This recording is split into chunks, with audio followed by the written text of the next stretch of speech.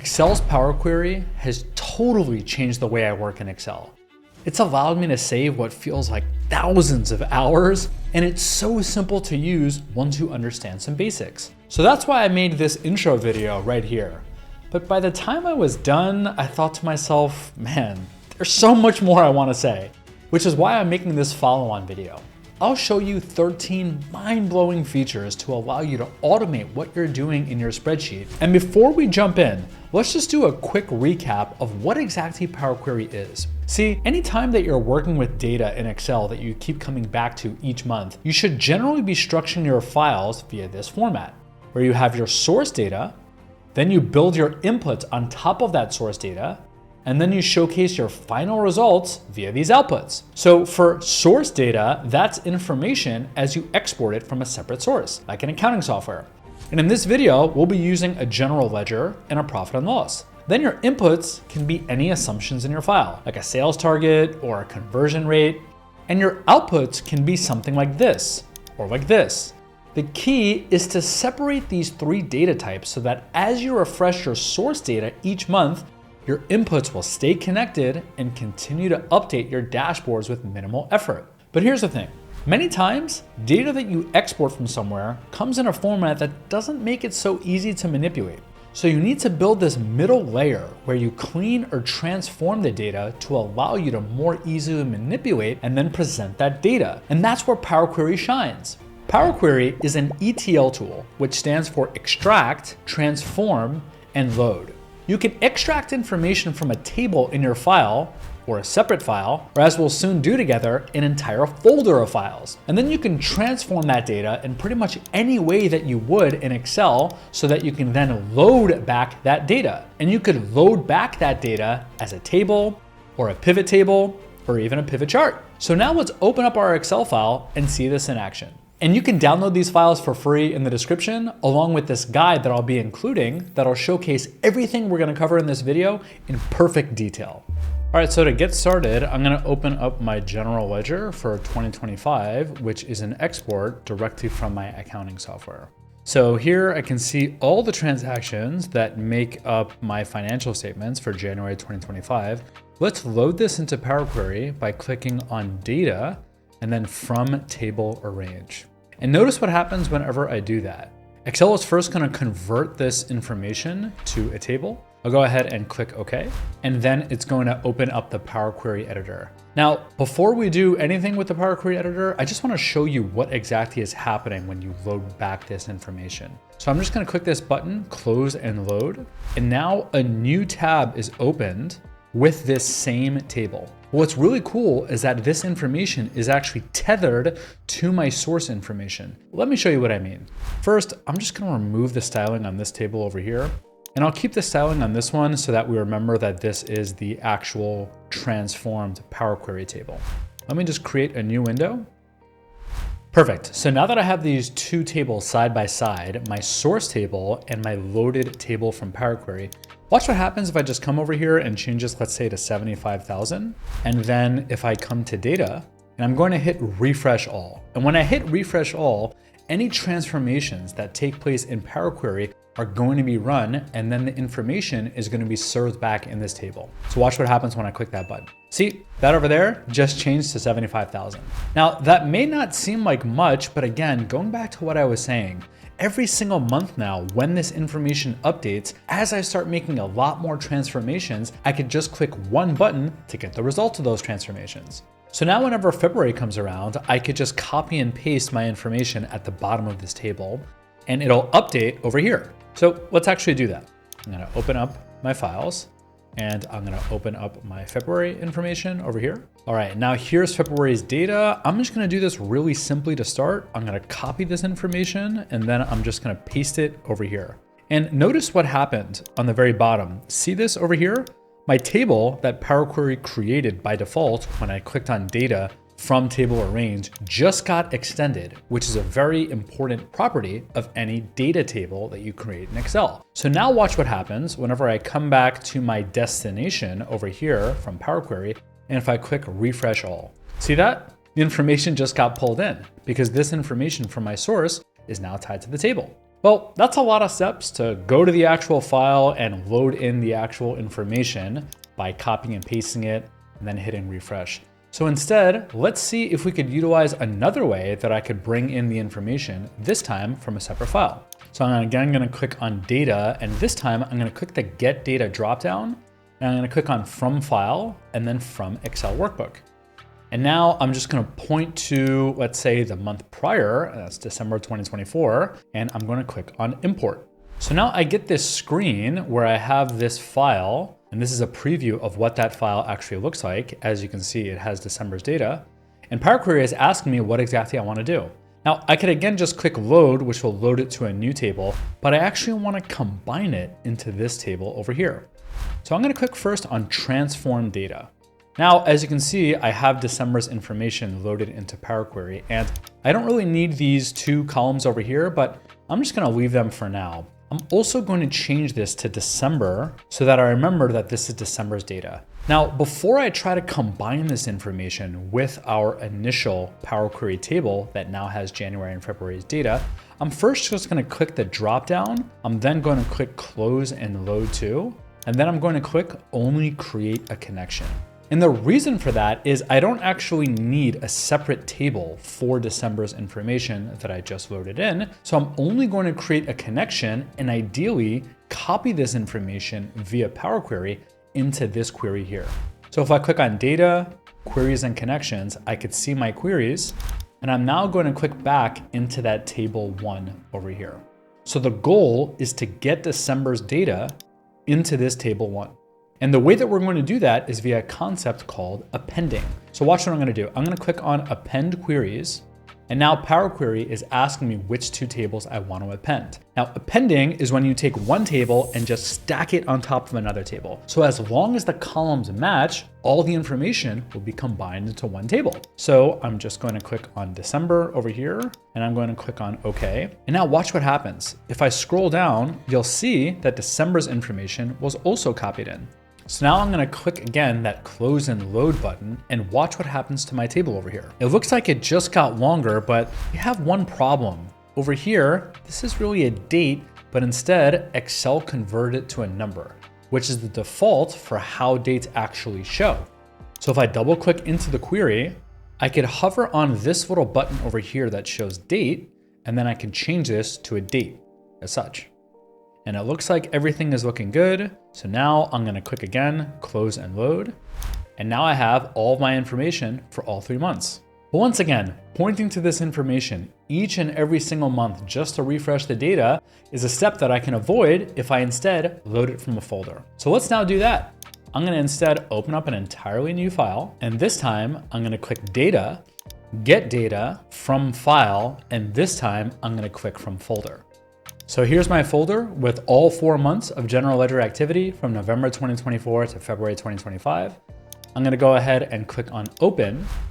And now Excel is showing me that I have 4 of these files. I'm gonna hit this drop down and I'm gonna click on combine and transform data. Now I can see the folder over here. I can see a preview of the very first file, which again, looks like the December data. And I'm gonna click OK.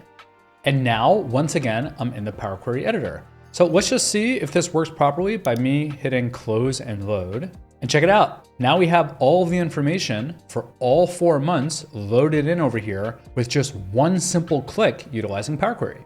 And there are a bunch of other ways that you can extract data. So far, we utilized pulling in data from a table or range, from a file, as well as from a folder.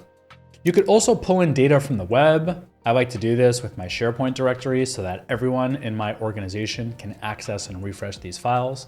You can pull in information from a database. You could really pull information in from anywhere. And now that we're familiar with the extract side of things, let's now move on to transforming our data. So once again, I'm gonna open up the Power Query editor by clicking this button. And now I'm gonna double click on the query over here to bring up the Power Query editor. Now, just like I could transform my data when I'm in Excel, I could pretty much do the same thing with the Power Query editor as well.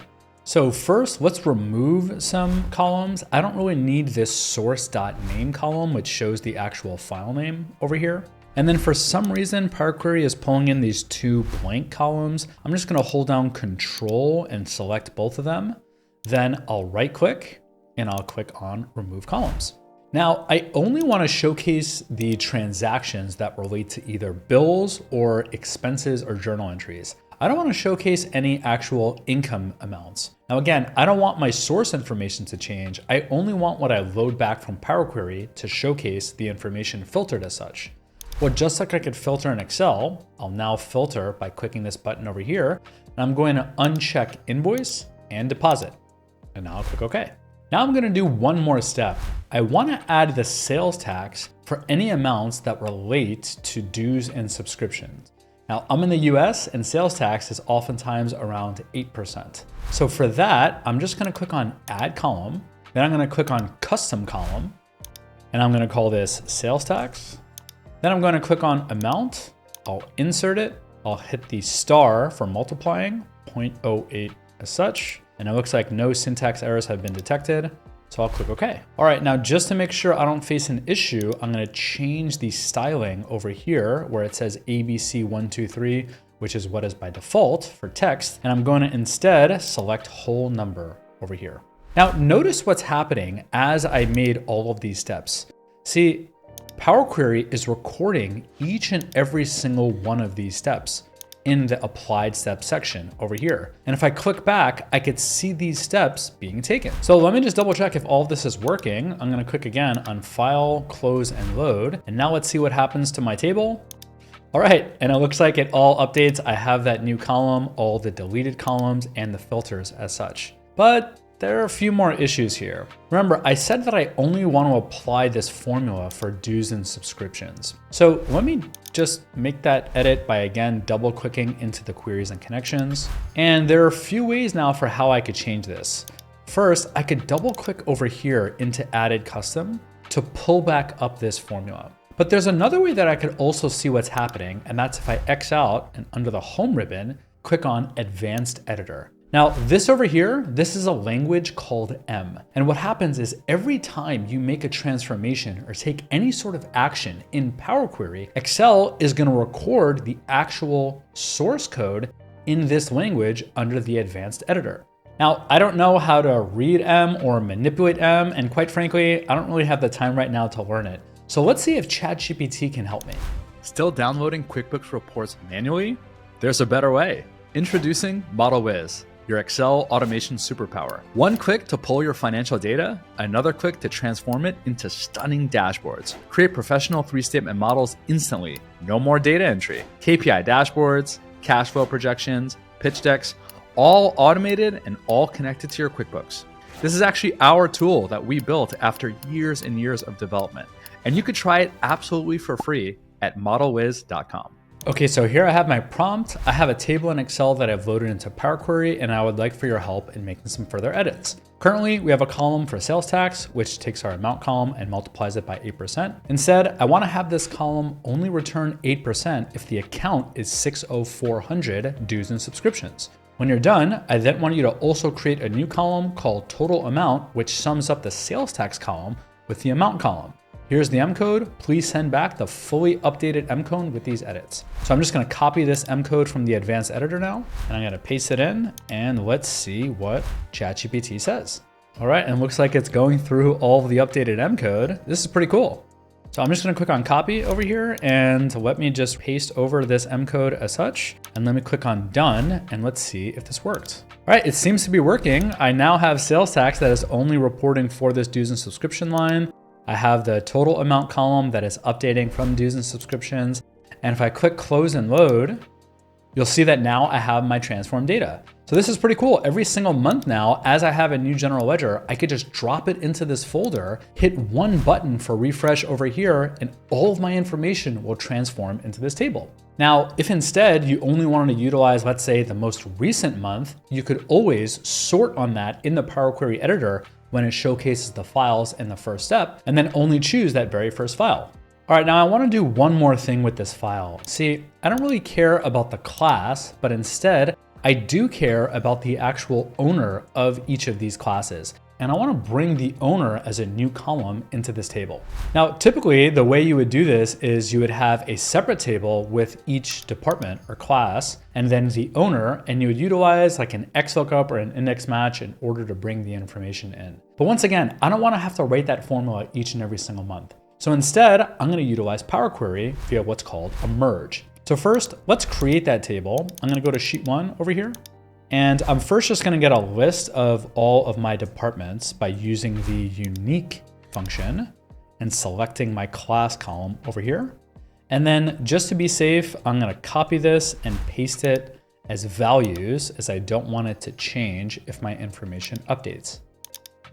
Excellent. Now let me write in the actual department owners. And let me just give a header where I call this department and I call this department owner. Perfect. So now I need to get this into Power Query, and then in my query, I need to be able to bring this in via a merge. So let me show you how to do that. I'm going to first press Control T or go to Insert and then Table. Now my table does have headers, so I'm going to keep that checked as such. And we're going to call this department owners. Now, once again, let's just remove the styling. And now I'm going to click on Data from Table or Range. Okay, so now I have a new query over here for the department owners, and I want to bring it in to this query for each and every line that shows the department. Well, in order to do that, on the home ribbon, I'm going to click on Merge Queries. Now, merging, like we spoke about, is very much like a lookup. What you're doing is you're taking two tables and you're merging them sideways together based off of a common lookup that you would utilize otherwise in a formula like XLOOKUP or index match. This is a little bit different from an append where you're combining information from top to bottom. Here, you're combining it from left to right. Let me show you what I mean. I'm going to choose class over here, which in this table means that we have a lot of different departments. And then I'm going to click on department owners, and you'll notice that we have only one line for each department. That's really important whenever you're doing some sort of lookup or merge in this case in Power Query. So I'm going to click this over here, and according to this, 124 of the 124 rows from this first table made a match. Now I'm going to click OK, and now I have this whole table that was brought in. Watch what happens when I click this button, and then if I click OK, I now have both the department as well as the department owner that's brought in. And the name, as you can see, has first the table name, department owners, and then the column, department. And the same thing over here, department owners, and then the column, department owner. Well, we don't really need to expand both of these columns because I already have the class column over here. So I'm gonna double click back into this step over here, and I'm gonna unclick department. And now I'm gonna click OK. And now you can see that each and every department owner is brought in as such. So now I'm gonna click Close and Load To. Now remember, because we have a new query, by default, Power Query is gonna bring that in as a new table. We don't need department owners as a new table being loaded in anywhere. So I'm just gonna click on Close and Load To, and I'm gonna click on Only Create a Connection. Now, this means that this is going to stay just as a connection, as you can see over here, connection only, but this file is going to be updated, as you can see, with the actual department owner. Very cool, but there's another feature that I really wanna show you, which is one of my favorite to do in Power Query. So we're gonna open up a new file, and this time it's my profit and loss from my accounting software, all the way from January 2023 through March 2025. And you'll notice that I added these two columns over here for section and summary grouping. We're gonna wanna create a pivot table out of this profit and loss so we could easily expand and collapse different rows or timelines and drill into values as we see fit. Now, you know that the typical way that we load something into Power Query is via this button, From Table or Range. Now, like I spoke about before, by default, Excel is going to convert this to a table. While Excel tables are great, they also put your data in this really weird state, which doesn't always make sense. And in this case, I'm gonna wanna maintain the initial format of my profit and loss. So in order to still load it into Power Query, I'm going to convert it to a named range. So watch what I'm gonna do. I'm gonna hold down Shift from B3, and I'm gonna continue all the way till the end of my information as such. Now I'm gonna go to Formulas, Name Manager, and then I'll click on New. Now I'll call this Profit and Loss. Okay, so now we have this named range. And as you can see, the formatting has still retained from the initial source. And now I'm again going to select the actual named range over here.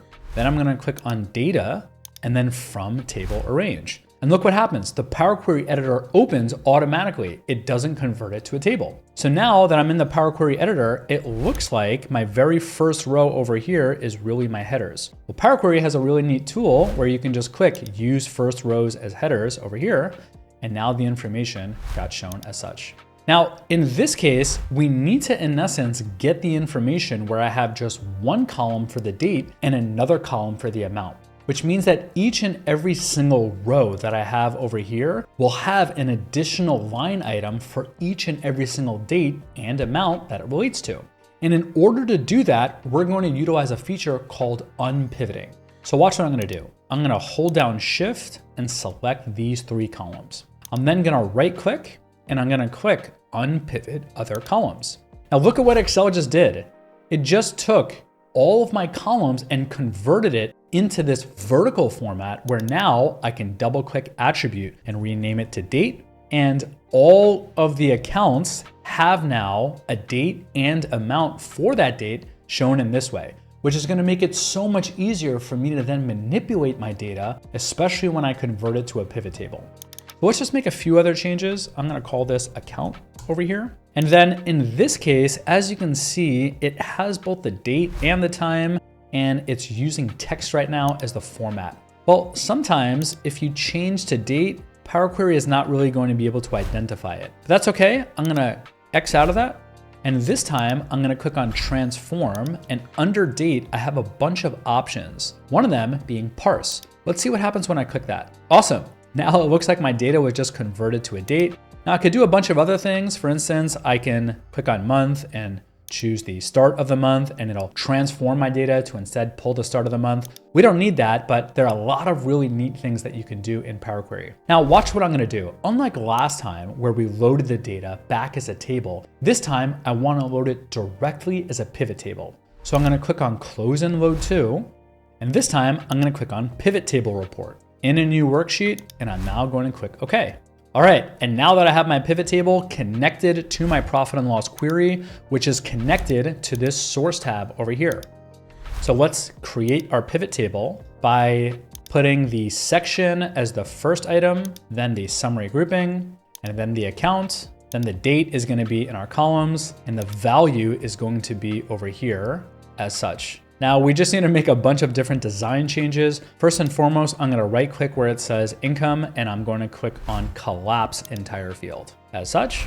Now we have a bunch of blank values, and that actually makes sense because we have a lot of total accounts that we don't want pulled into our pivot table. So let me just double click back into the query, and wherever section shows null, I'm going to want to remove that. Well, just like last time, I can check over here and I could uncheck null and then click OK.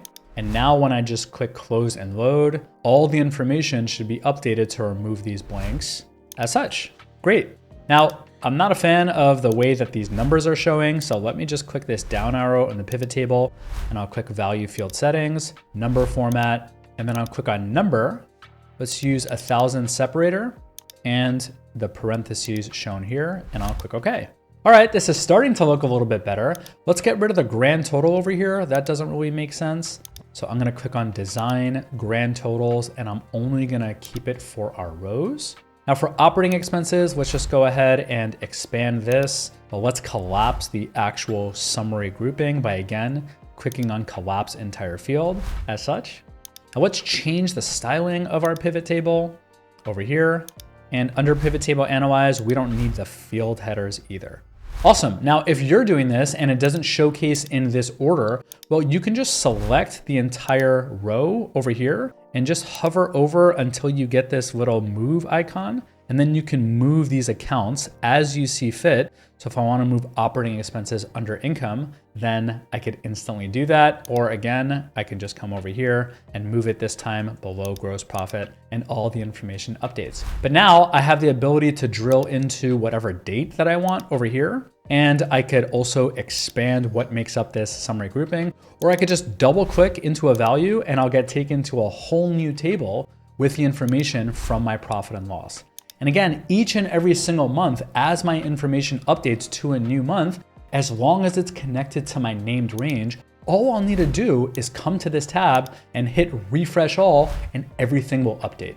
Now, I saved the craziest part for last. Remember when we had our load window and we had this little checkbox for adding the information to the data model? Well, Excel's data model allows you to actually create relationships between different tables, which means instead of just making this huge table that everything resides on, you could have a bunch of huge tables that all get connected to one another that you could then load into a pivot table.